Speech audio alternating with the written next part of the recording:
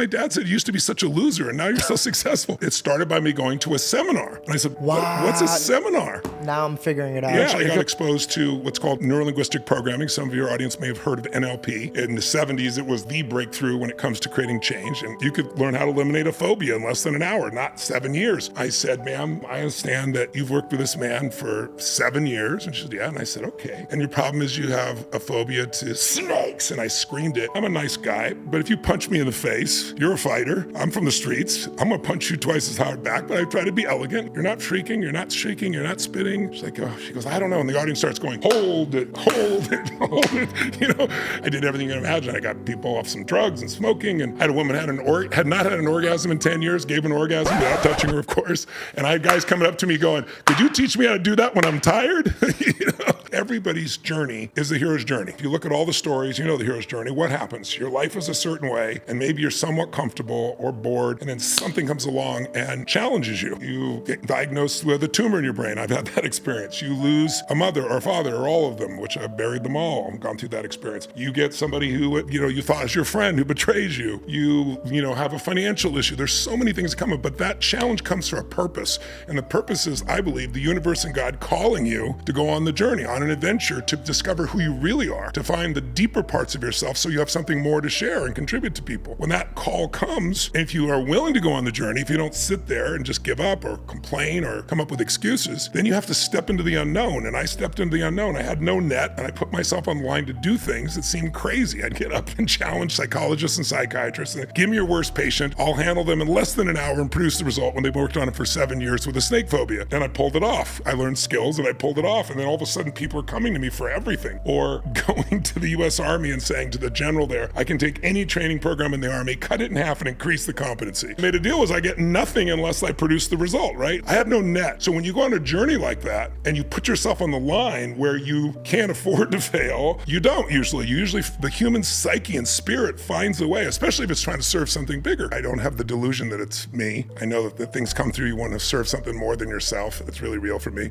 My prayer before I go on stage, every time I have this physical set of motions and things I do with my body to get myself ready so I can explode on stage. But my prayer always before I is, use me, Lord. And I then visualize the impact of where people be when we're done. And so I've been really blessed. And I've also had the privilege of doing this. This is going to be my 47th year. How old are you? 31. Okay, so I've been doing this 16 years longer than you've been alive, to give you an idea. So I could be an idiot at this point, and I'd have to notice there are patterns that make the difference in the quality of a person's life, in their spirit, and their heart, and their body, and their emotions, and their business, and their careers. And hopefully, if you keep growing and you're trying to serve something more than yourself, you're inspired. I really believe life supports whatever supports more of life. God, the universe, so everyone has different beliefs. Mine personally is God, but supports something that supports more. In other words, if you get a desire, de sire, right? Latin means of the Father. So if you have a desire, you already have the ability to fulfill it. But certain desires will meet your needs and you're part of life, and so you get insights for that. But then suddenly when I married a woman who had been married twice before me and had children from both of them, and I adopted them as my own, all of a sudden I was 24 and had a 17-year-old son, an 11-year-old daughter, a 5-year-old, and one on the way. There was a different level. I need to serve something even more. Then I'm trying to serve community. I'm not talking about virtue signaling. I'm talking about what you know in your soul. When you know you're trying to serve something more than yourself, you get insights that are indescribable. And they've come to me at all the right times when I've needed to be able to serve people over decades. And so 47 years, my 47th year of doing this, I just feel so blessed. And the people you described are the greatest blessing in my life. My family and my chosen family, the ones I surround myself with, are just beautiful souls. And we're all on a mission. Our mission is really to have people have the most extraordinary life possible. And that means life on their terms, not mine, whatever they want. And they want to be closer to God, build a beautiful family. They want to build a business. They want to transform their body. They want to move to a different economic level. I've been obsessed with finding answers for my whole life and having tools that really work. It's guided by the spirit of service, and people feel that. If they think it's phony when they get with me for 12 hours a day, you can't fake that day after day. And then that's how you win people over, because you're not trying to win them over to you, you're trying to win them over to what's really possible for them and put a plan together for it. Combination of guidance and prayer, and then I'd meet these people along the way. As I did that,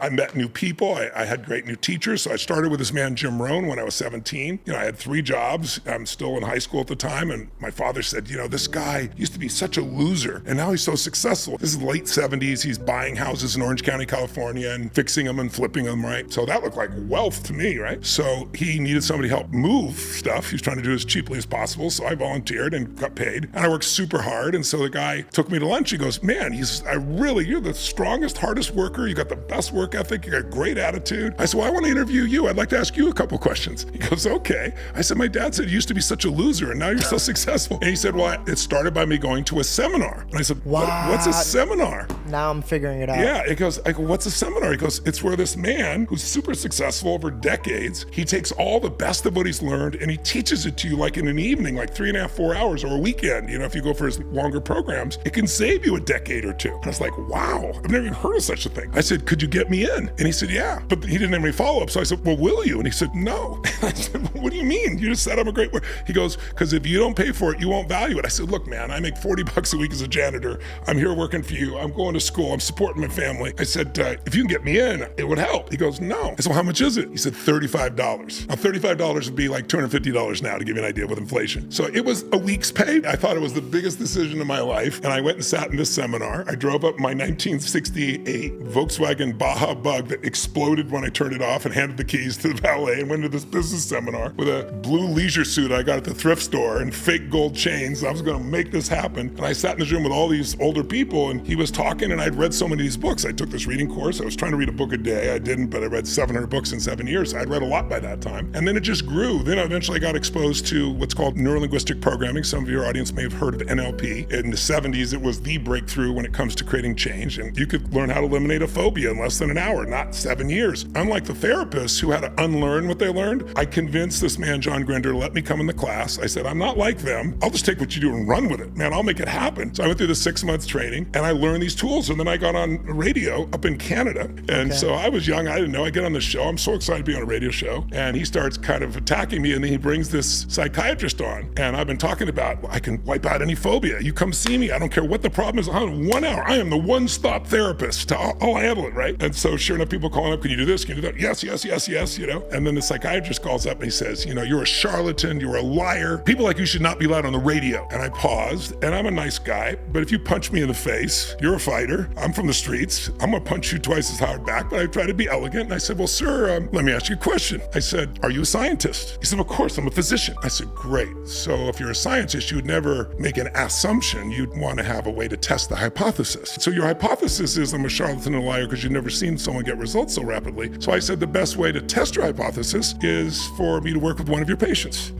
I said, why don't you, I'm doing a free seminar at the Holiday Inn 2 nights from now, announced it, right? Got it out there for everybody. And I said, why don't you give me one of your worst patients, someone you've never been able to cure? I said, I'm sure you have plenty of those. There's this long pause. Damn, Bob. 1, 2, bro. And he goes, and I said, and I'll turn him around. He goes, well, I can't make my patients do this. I said, well, don't you have a patient that would like to try something new? I said, you're attacking me. Why don't we test it? There's a long pause. I go, well, I do have this one woman, you know, she has this snake phobia. She goes to sleep at night and she dreams that a snake bites her on the face. I don't know if you've had dreams like that are so vivid. You know, your adrenaline pops out and she'd wake up. And this would happen sometimes 3 or 4 times a night. And I said, well, how long have you been treating her? And he said, 7 years. And I said, well, bring her down. That should take me 10 or 15 minutes, you know?